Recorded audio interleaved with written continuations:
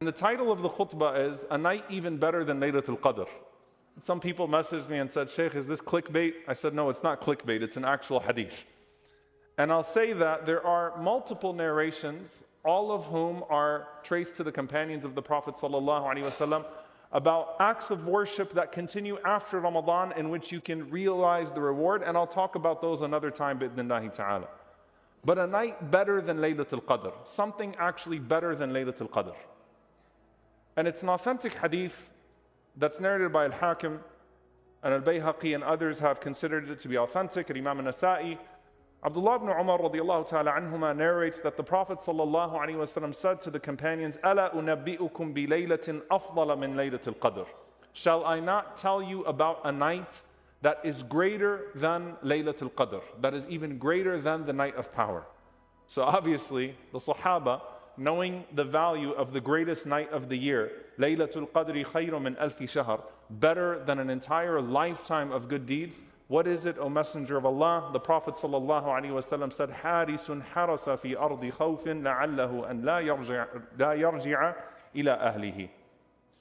A guard who stands guard in a land of fear, not knowing if he's going to return back to his family or not. Speaking about al-murabitun, al-ribat. And Palestine, of course, is ardul ribat. And ribat is holding down the fort. And I want you to try to put yourself in the mindset of a person, because obviously this is a circumstance that most of us will probably never live. But to derive the spirit from it is that important when you see the reward of it, because this is a religion where circumstance and outcome are not nearly as relevant as intention. مِنَ الْمُؤْمِنِينَ رِجَالٌ صَدَقُوا مَا عَاهَدُوا اللَّهَ عَلَيْهِ. You spiritually prepare yourself for circumstances even if you never physically get put in that circumstance, and that is a testimony to your truthfulness with Allah subhanahu wa ta'ala. What would it be like for me to be in that situation?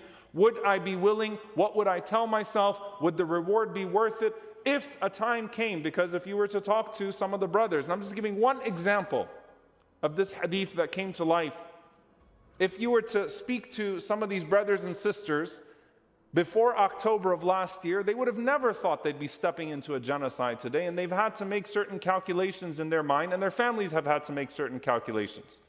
Even though we have a false sense of security when we go and we take our families and drop them off at the airport, certain that they will return to us even when they go anywhere else. Allah knows best where our place of death is, but you've got to know when you're stepping into a circumstance like that, you might not come back.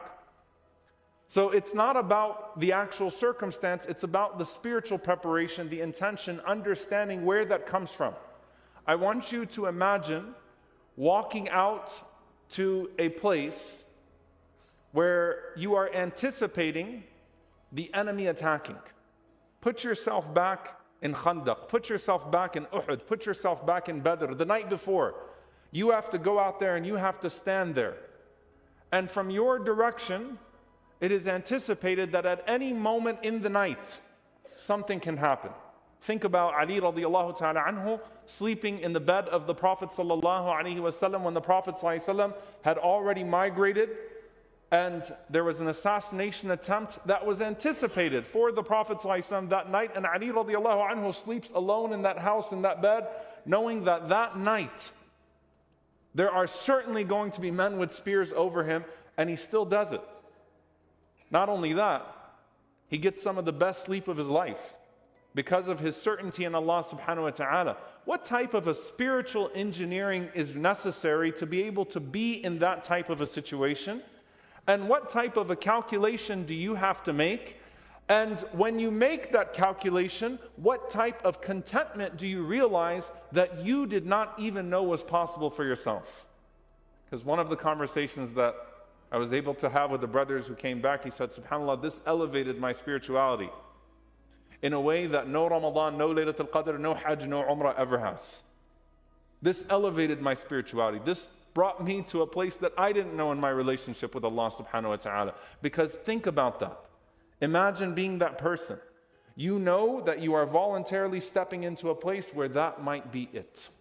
Now, what does this have to do with us? And how do we bring this back to a reality? And why would the Prophet ﷺ even relate it to Laylatul Qadr? Why would he relate it to this concept of Qiyamul Layl, this concept of standing up in prayer at night. The ulama speak to multiple reasons and they find the implication in multiple narrations. So it's fresh to you as someone who just came out of the last 10 nights of Ramadan. There's the sacrifice of comfort for a greater reward.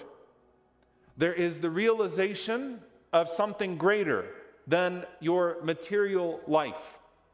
There is something more worth it than sleep. There is the contradicting of a natural desire of your body to rest so that your soul can find itself alive.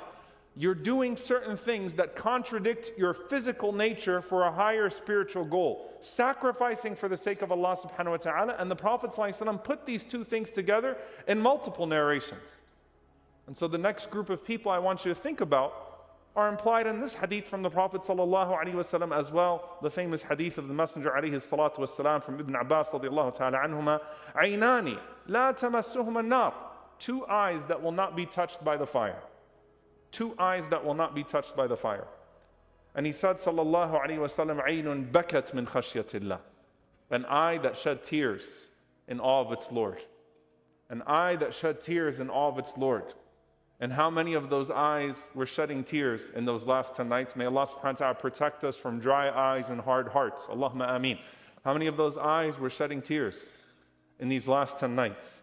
But he said, sallallahu alayhi wa sallam, وَعَيْنٌ بَاتَتْ تَحْرُسُ فِي سَبِيلِ اللَّهِ, and an eye that spent the night watching for the sake of Allah. The same word is used, haris, harasa. And I want you to think about this, dear brothers and sisters. What's something that we can implement? May Allah reward our volunteers and our security who, while we were all in here in these last 10 nights, they're making certain calculations. They're out there watching the masjid, seeing if something is wrong. They're out there sacrificing the night of spirituality here because they have a reward out there and a responsibility that's out there. That's a certain type of mindset. And the Prophet ﷺ is able to include the reward of both of those things in the same sentence.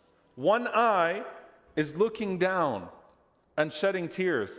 Another eye is wide open. But they're both open and closed, dry and wet for the sake of Allah. And subhanAllah, the ulama say, look at the beauty of this. And a watchful eye doesn't blink, so it gets dry. Whereas an eye in prayer gets wet, right? But both of them are fi sabilillah. Both of them are in the cause of Allah subhanahu wa ta'ala, and that's where the beauty of this comes from. And so that person that's on the outside of the masjid might be realizing the same reward, if not a greater reward, for the sake of Allah subhanahu wa ta'ala. How do we bring this back to our own reality, dear brothers and sisters? There are multiple narrations where the Prophet ﷺ talked about how to bring the lessons of these practices, these circumstances into your life. So when he mentions, for example, alayhi salatu wassalam, salah to salah, prayer to prayer is bat, is a form of holding it down. You're just fighting a different type of enemy. When you stay in the masjid from prayer to prayer, that's a form of ribat. But the Prophet ﷺ doesn't want you to become distant from these lofty stations in the religion because the circumstances seem so distant from you. There's a mindset. There's a heart that's involved. There's a spiritual preparation that's involved. There's a willingness to sacrifice for the sake of Allah subhanahu wa ta'ala that's involved. And there is a realization, a spiritual realization that either precedes that or comes after it, but it certainly perfects itself after a person goes through one of these circumstances. And that is that Allah subhanahu wa ta'ala, who is the source of my energy, therefore I'll give up my sleep for Him. Allah subhanahu wa ta'ala is the true source of sustenance. He's the true source of security. He's the true source of dignity. That I will find that nothing that I do in these noble endeavors is in fact in loss. All of it is in gain because Allah subhanahu wa ta'ala is the one who has put me in these circumstances to test me with my intentions. Now, why does this become increasingly relevant today? And I'll end with this, dear brothers and sisters. We can praise, as we should praise, our brothers and sisters, men, women, and children who are holding it down in Gaza today. You look at them, subhanAllah, under the bomb saying, سَوْفَ نَبْقَى هُنَا, we will stay here. That is ar-ribat. And there is no doubt that that is the greatest realization of a hadith like this. But we can also bring it to our daily lives and we can say, listen, there might come a time where you're going to be asked out of nowhere, or you're going to be put in a situation where it's going to be your deen, your principles, versus your job. How quick is that calculation going to happen? The same one that you were standing for at night is worth it for you during the day. There are going to be moments where maybe even your safety is compromised, where you are threatened, where you have people come after you because of your principles.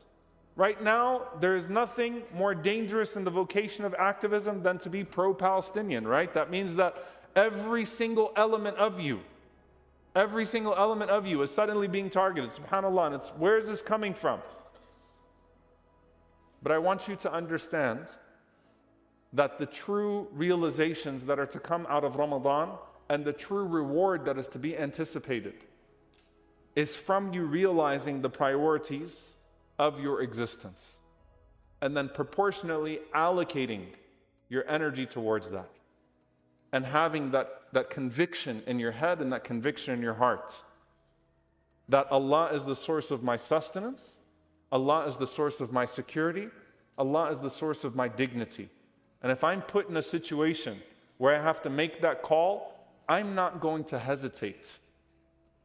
Because Allah subhanahu wa ta'ala will protect me and Allah will provide for me. وَالْآخِرَةُ خَيْرٌ وَأَبْقَى. And the hereafter is better and everlasting. So while we praise our brothers and sisters, and we see suddenly, subhanAllah, some of these local manifestations that are coming out, and I ask Allah to reward each and every single one of you that took that mission and that went out there. SubhanAllah, some of these brothers went twice already, as if it's not enough. And I ask Allah subhanahu wa ta'ala to reward the brothers and sisters that watch the masjid, and I ask Allah subhanahu wa ta'ala to reward those that sacrifice that calm feeling of spirituality for that deeper realization of it. May Allah subhanahu wa ta'ala reward them all, and may Allah subhanahu wa ta'ala bring out something in us as well, to where if we are put in certain situations, we never hesitate to sacrifice fi sabilillah. And so the answer to this question, is there a night better than Laylatul Qadr? For that person, yes. There's a night that's better than Laylatul Qadr.